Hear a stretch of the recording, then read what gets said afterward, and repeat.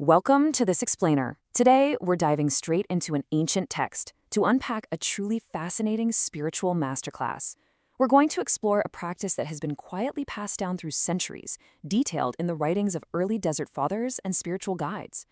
If you've ever felt completely overwhelmed by the constant, exhausting noise of modern life and wondered how people historically found profound inner stillness, well, you are definitely in the right place. Our source material today offers a highly structured, incredibly focused method for achieving exactly that. So let's kick things off with the exact provocative question from our source material that actually launched a pretty famous 19th century spiritual journey. The question is simple but deeply challenging. How can a human being pray without ceasing? It stems from an ancient biblical command, but practically speaking, how on earth can anyone do just one thing for their entire life? How do you maintain spiritual focus when you're busy working, talking, or, just living? That is the core problem this text aims to solve. To unpack all of this using our source text, we'll follow this structure. First, the unceasing arrow prayer. Then, wisdom from spiritual experts. Next, the pilgrim's journey, followed by a direct tutorial with practical guidelines. And finally, the power of the name. All right, part 1, the unceasing arrow prayer. According to the source, this practice is known as the arrow prayer or the Jesus prayer.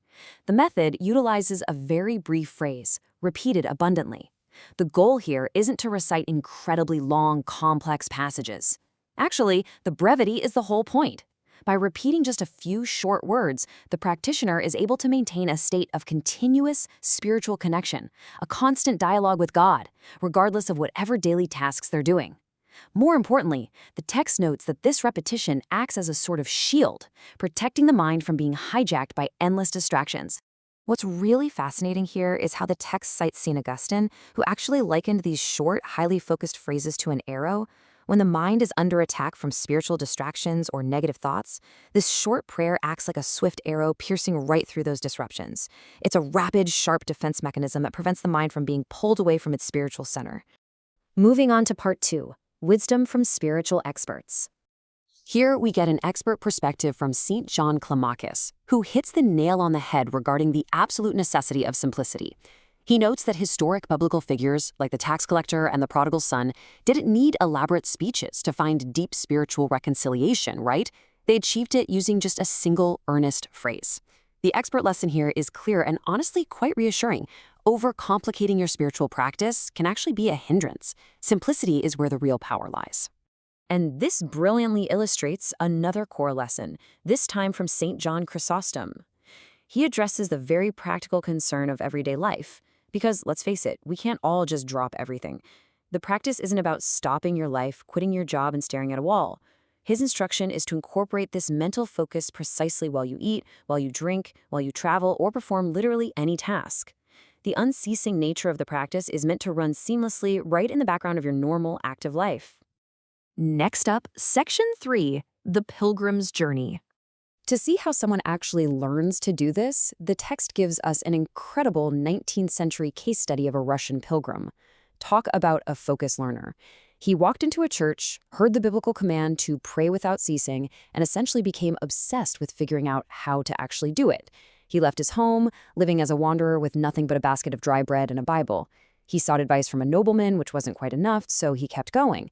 In a wild display of dedication, he walked 125 miles to a monastery where he finally found an experienced elder who could teach him the practical steps of this inner prayer.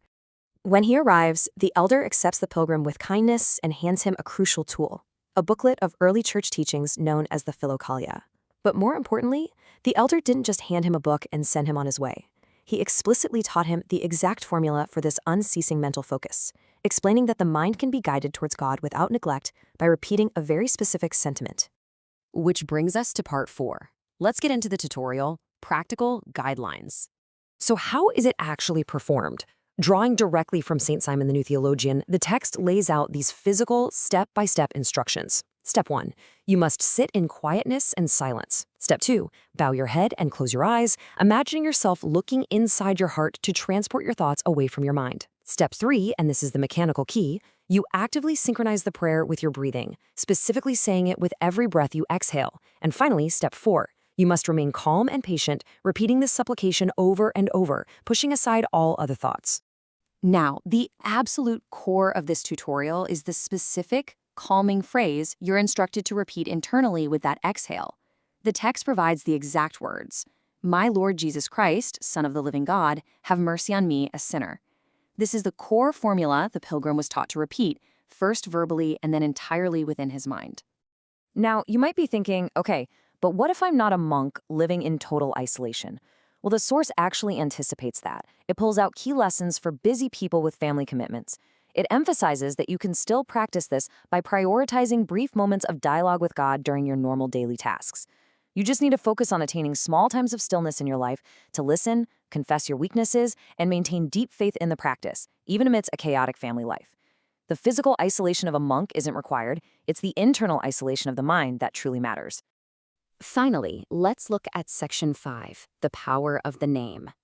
The source material doesn't just view this as a nice, calming mental exercise. It attributes immense, literal power to it. The text shares numerous historical anecdotes illustrating this. For example, it recounts the story of Father Ilarion battling terrifying visions of evil spirits. By calling on this specific name, the earth reportedly swallowed the entire visionary chariot. There's another story describing St. Anthony using the power of the name to heal 3 children suffering from a severe malaria-like disease. The text presents these as testaments to the profound, tangible power generated by this focused discipline.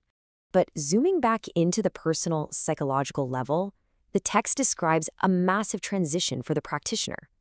When you start, it requires immense effort. The text describes it as literally forcing your lips to repeat the prayer thousands of times daily, fighting through boredom and sleepiness. But eventually, a major shift happens. It transitions into an inner continuous prayer. The mind and heart begin speaking the words effortlessly and automatically. It ceases to be an action you are actively doing and becomes a continuous reality just humming in the background of your subconscious. The Russian pilgrim actually described this climax beautifully. After weeks of forcing himself to repeat the phrase, he noted a total shift. He said that eventually, the words synchronized flawlessly with his physical body. Every single word felt as though it was said with every heartbeat.